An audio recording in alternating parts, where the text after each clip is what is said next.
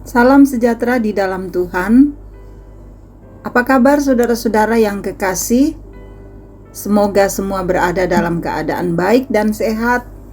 Ya, luar biasa kasih Tuhan untuk kita, di mana kita tetap dipeliharanya, dijaganya, dan kita boleh bersama-sama menikmati kebaikannya. Karena itu tetap semangat ya menjalani kehidupan ini. Secara khusus dalam masa pandemi, tetaplah berpengharapan di dalam Tuhan. Saudara, dalam renungan harian saat ini, di hari Selasa 17 Agustus 2021, kita akan membaca bagian firman Tuhan dari 1 Raja-Raja pasal 4, ayat 22-34. Namun sebelum kita membacanya, marilah kita menghadap Tuhan dalam doa. Mari berdoa. Di kesempatan yang indah yang Engkau karuniakan bagi kami Tuhan, kami datang menghampiri hadirat-Mu seraya bersyukur dan berterima kasih, karena kami sadar bahwa Tuhan selalu baik dan terus mengasihi kami. Terima kasih Bapa. Kami rindu untuk membaca firman-Mu. Biarlah Roh Kudus bekerja dalam hati kami, dengan terang firman-Mu, dengan terang kasih-Mu, dalam kekuatan Roh Kudus. Biarlah firman ini terus mengambil bagian dalam hidup kami, dan kami dapat mengimplementasikannya. Tuhan, bersabdalah, kami siap menyambut firman-Mu. Dalam nama Tuhan Yesus, kami datang kepada Bapa di sorga berdoa dan bersyukur padamu. Amin. 1 Raja-Raja pasalnya yang keempat, ayatnya yang ke-22 sampai ayat 34. Adapun persediaan makanan yang diperlukan Salomo untuk sehari ialah 30 kor tepung yang terbaik dan 60 kor tepung biasa, 10 ekor lembu gemuk dan 20 lembu gembalaan, dan 100 ekor domba, belum terhitung rusa, kijang, rusa, dan gangsa piaraan. Sebab ia berkuasa atas seluruh tanah di sebelah sini sungai Efrat, mulai dari Tifsat sampai ke Gaza, dan atas semua raja di sebelah sini sungai Efrat, ia dikaruniai damai di seluruh negerinya, sehingga orang Yehuda dan orang Israel diam dengan tentram, masing-masing di bawah pohon anggur dan pohon aranya, dari Dan sampai Betsheba seumur hidup Salomo. Lagi pula Salomo mempunyai kuda 40.000 kandang untuk kereta-keretanya, dan 12.000 orang berkuda. Dan para kepala daerah itu menjamin makanan Raja Salomo, serta semua orang yang ikut makan dari meja Raja Salomo. Mereka membawanya masing-masing dalam bulan gilirannya, dengan tidak mengurangi sesuatu apapun. Jelai dan jerami untuk kuda-kuda biasa dan kuda-kuda teji dibawa mereka ke tempat yang semestinya, masing-masing menurut tanggungannya.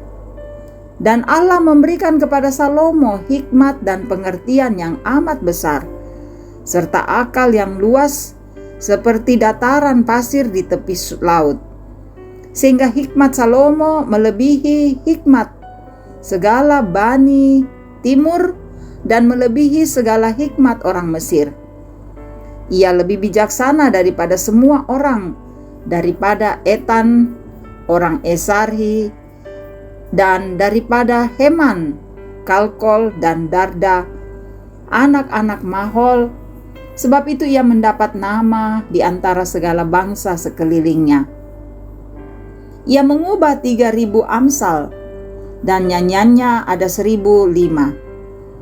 Ia bersajak tentang pohon-pohonan dari pohon aras yang di gunung Libanon, sampai kepada hisop yang tumbuh pada dinding batu. Ia berbicara juga tentang hewan dan tentang burung-burung dan tentang binatang melata dan tentang ikan-ikan. Maka datanglah orang dari segala bangsa mendengarkan hikmat Salomo, dan ia menerima upeti dari semua raja-raja di bumi yang telah mendengar tentang hikmatnya itu. Demikian saudara-saudaraku yang kekasih, bagian firman Tuhan yang boleh kita dengarkan di kesempatan yang indah ini. Tuhan dimuliakan. Amin. Sahabat-sahabat Kristus, tema kita saat ini berkuasa, kaya, dan berhikmat. Mak Parenta, Sugi, Syakina. Sahabat-sahabat Kristus, jika kita memperhatikan keadaan sekarang ini, manusia cenderung berlomba memamerkan kekayaan yang mereka miliki. Entah itu rumah, kendaraan, selera, dan gaya hidup setiap hari. Aktualisasi diri melalui harta kekayaan tidak dapat dielakkan lagi. Konon ada beberapa orang untuk aktualisasi diri meminjam uang dari bank atau orang-orang tertentu. Sahabat Kristus, firman Tuhan yang kita baca hari ini menguraikan dengan begitu jelas siapa Salomo. Pertama, Salomo adalah seorang raja berkuasa atas segala kerajaan, mulai dari sungai Efrat sampai ke negeri orang Filistin dan sampai ke tapal batas Mesir. Untuk kebutuhan hidupnya setiap hari membutuhkan 30 kor. Satu kor itu sama dengan 360 liter. Jadi 30 kor tepung terbaik, 60 kor tepung biasa, 20 ekor lembu gemuk, 20 lembu gembalaan, 100 ekor domba. Belum saudara-saudara terhitung rusa, kijang, rusa dandi, dan gangsa piaraan. Yang kedua, Salomo adalah seorang raja yang kaya raya. Tidak ada yang dapat menyamai harta kekayaannya.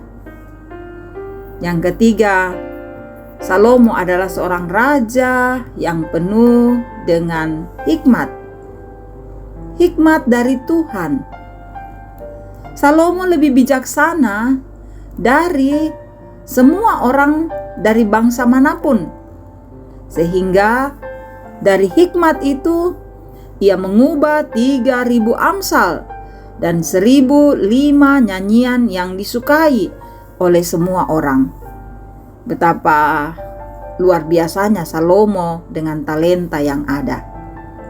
Sahabat-sahabat Kristus, kita dapat menghayati bahwa bisa jadi ada orang yang berkuasa dan kaya raya, tapi tidak mempunyai hikmat. Jika oleh kuasa dan kekayaan kita menyombongkan diri, lalu seberapa besar kekuasaan dan kekayaan yang Anda miliki jika dibandingkan dengan milik Salomo? Karena itu saudara-saudara, milikilah kekayaan dengan cara yang benar dan berkenan kepada Allah. Sebab tanpa hikmat, kuasa, dan kekayaan itu akan sia-sia. Mari kita seperti Salomo, ia mempunyai segala kekuasaan, kekayaan, tetapi juga ia berhikmat sehingga ia memakai segala berkat Tuhan itu untuk membangun bait Allah dan untuk kemuliaan nama Tuhan. Ya, banyak berkat yang Tuhan berikan. Mari kita pakai dengan hikmat dari Allah, sehingga apa yang kita miliki tidak sia-sia adanya. Tuhan dimuliakan. Amin. Mari satu dalam doa. Bapa di dalam sorga, kami tahu dalam kehidupan kami Engkau berikan kekuasaan, kekayaan. Tapi biarlah apa yang kami miliki itu juga Tuhan mau memberikan hikmat, sehingga segala yang kami punya dapat kami nikmati dalam hikmat kasih Tuhan. Sehingga berkat kekuasaan itu kami pakai untuk memuliakan nama Tuhan. Terima kasih untuk firman yang kami dengarkan. Topang kami untuk memberlakukannya Tuhan. Engkau berkati dan menyaksikan kehidupan kami di dalam keluarga kami, dalam kehidupan pribadi lepas pribadi. Sayangi kami semua Tuhan, agar kami kuat dan teguh menjalani kehidupan ini. Beri kekuatan, imun tubuh yang kuat, kasihi kami, berikan sukacita, sehingga kami pun dapat menjadi anak-anak Tuhan yang tampil untuk mengagungkan nama Tuhan. Engkau berkati pekerjaan kami, Engkau berkati anak-anak kami baik dalam pertumbuhan, dalam pendidikan, dalam mencari pekerjaan. Kasih karunia-Mu kiranya berlaku dalam hidup mereka. Biarlah dalam setiap keluarga kami selalu bersukacita karena Kristus berdiam dalam kehidupan keluarga kami. Engkau juga hadir untuk saudara-saudara kami yang sakit, yang isoman, topang mereka agar sabar menghadapi keadaan ini. Sembuhkan mereka Tuhan. Engkau memberkati para orang tua kami, bapak ibu, lansia, Tuhan jaga mereka untuk tetap semangat dan memiliki tubuh yang kuat dan sehat. Engkau juga memberkati untuk setiap yang bergumul dengan berbagai persoalan. Engkau hadir untuk memberikan jalan keluar dan hikmat. Bahkan yang berduka Tuhan hiburkan, yang bersukacita Tuhan sempurnakan sukacita mereka. Sayangi bangsa kami Tuhan, kami bersyukur hari ini boleh memperingati hari kemerdekaan negara kami yang ke-76. Biarlah bangsa kami semakin kuat dan kokoh.